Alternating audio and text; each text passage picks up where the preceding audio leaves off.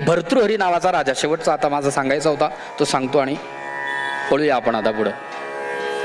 भर्तृहरी नावाचा राजा, हाही राजा बहुतेक लोकांनी ऐकला असेल.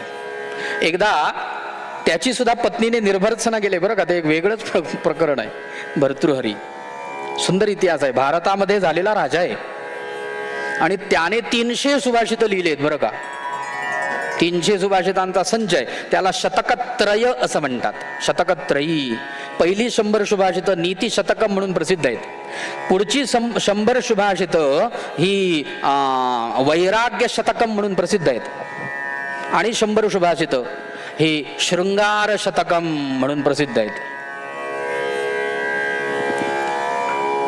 म्हणून आधी नीती शतक वाचावं, मग शृंगार शतक वाचावं आणि मग वैराग्य शतक, असा क्रम आहे बरं का. आधी वैराग्य शतक वाचला तर शृंगार शतक तसंच राहील.